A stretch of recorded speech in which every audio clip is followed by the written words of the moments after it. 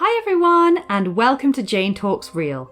It's Slayer Sunday, where I will be talking about and reviewing all the episodes of Buffy the Vampire Slayer in order.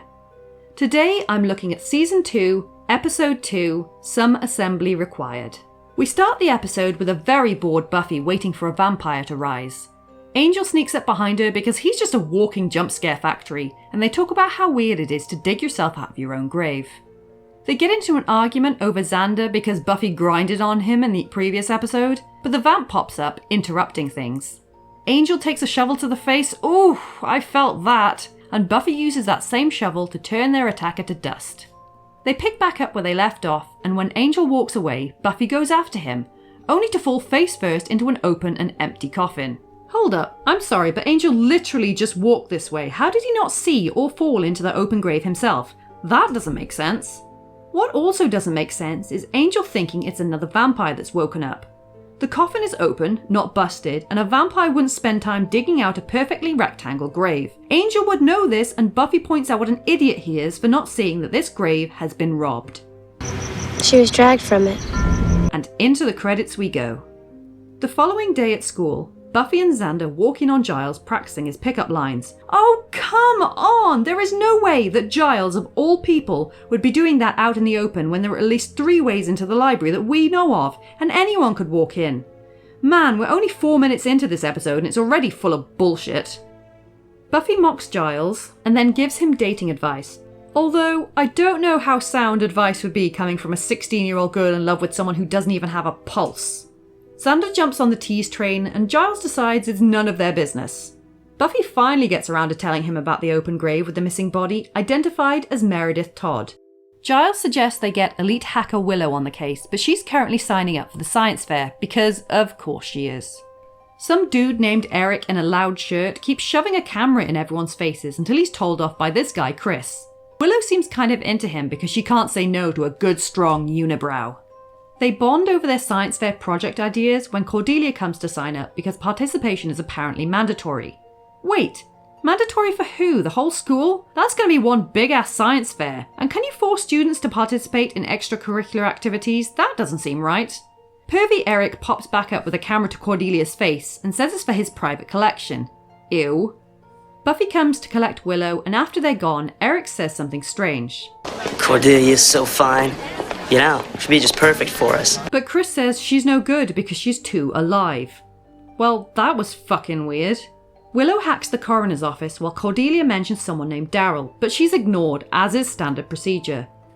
Willow snooping uncovers that Meredith and her 2 friends were killed in a car accident, so no vampire activity here.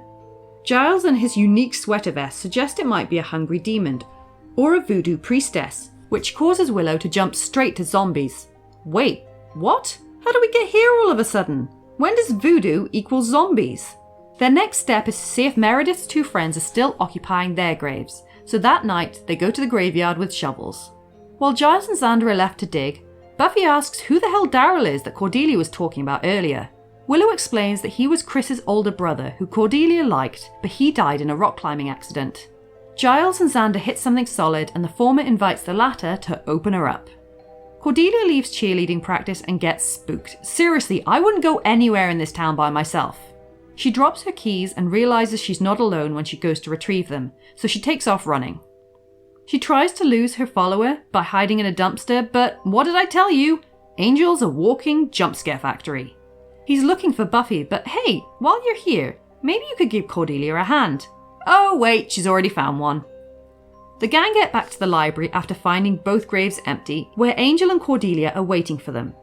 Seriously, does no one lock the school up? They tell the others that the dumpster was full of body parts, which throws their weird voodoo zombie theory out the window.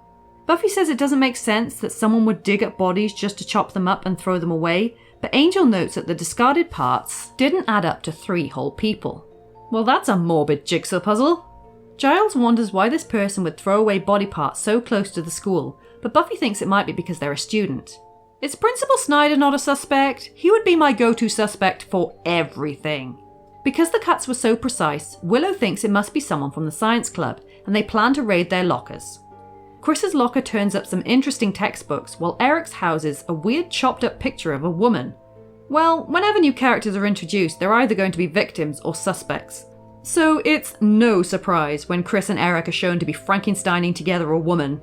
There are no show at school next day, but Giles doesn't care because he's trying to ask out Jenny. He doesn't get a chance because she invites him to dinner and the school football game. Get it, Giles? Willow's trying to find out the science behind it all, while Buffy worries that it might be complete already. But Giles informs them that of the body parts found in the trash, there were 3 heads. Eric, meanwhile, is pressuring Chris into finishing the project and encourages him to get ahead by any means necessary. But Chris doesn't want to kill anybody. Frank and Daryl steps out of the shadows, upset that his brother won't kill for him. Daryl gets all up in Chris's business and tells him he needs a girlfriend just like him. I know this episode is very Frankenstein, but it's also given me Bride of Reanimator vibes and reminds me of the 2015 movie Patchwork. Anyone remember that movie? It has James Phelps of Weasley twin fame in it. Anyway, Chris doesn't want to kill anybody and suggests that Daryl just go out in public, but he's not on board with the idea and begs him to finish the project. Chris reluctantly agrees, so Eric shows Daryl the photos he took of everyone and he picks out Cordelia. In the library, the gang realises why all 3 heads were discarded, because they were not fresh enough. Buffy says they should split up to track the boys down, but Giles has his date with Jenny to keep and skips out. Buffy goes to Chris's house and snoops around his room, where she finds evidence that Cordelia is about to lose her head, so she bails before Daryl can grab her. She gets to the school in time to find Eric manhandling Cordelia and kicks him in the face. Cordelia rushes off to join the cheer squad and Buffy tries to talk Chris out of his shitty plan before she realises why exactly he's doing it. Daryl goes apeshit over Eric's failed attempt, but Eric takes Daryl to the football game to find a date. He's saddened by the game because he's stuck in the shadows and you kind of feel bad for this guy, until he abducts Cordelia. Man, she's having a bad day. She screams bloody murder when she sees Daryl and realises what's going to happen to her. Buffy rushes in and tries to talk Daryl out of it, but he listens more to fists than words, and in the ensuing fight, a can of gasoline gets knocked over. Then a burner gets added to the mix and the place goes up in flames. Giles and Willow drag Eric out of the room while Xander rides Cordelia to safety. Whee! Daryl is about to finish Buffy off when Chris yells at him to stop. Knowing it's hopeless, Daryl chooses to spend his last few moments of life with his unfinished bride as the building is consumed by flames. Afterwards, Jenny asks Giles on a second date, Cordelia thanks Xander for his heroics, and Angel and Buffy have a heart-to-heart in the graveyard. Okay, so this episode was trash. I mean, the story was okay, but it was so messy that it felt like an early season 1 episode. The continuity and character choices were questionable throughout, and are Chris and Eric seriously not going to get punished for grave robbing and attempted murder?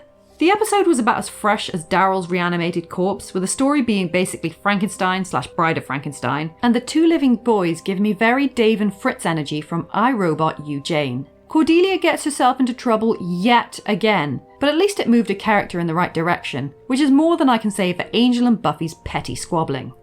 We have 2 deaths in this episode. 1 vampire, Stefan, who was unsurprisingly staked by Buffy, and 1 zombie, Daryl, who chose to die in a fire than live a lonely life. That brings our running total to 7 vampires and 1 zombie. So there you have it. That was Some Assembly Required. Let me know your thoughts in the comments below, or come say hi on social media. If you enjoyed this video, then please like, share and subscribe. I'll speak to you soon, and don't let the vampires bite.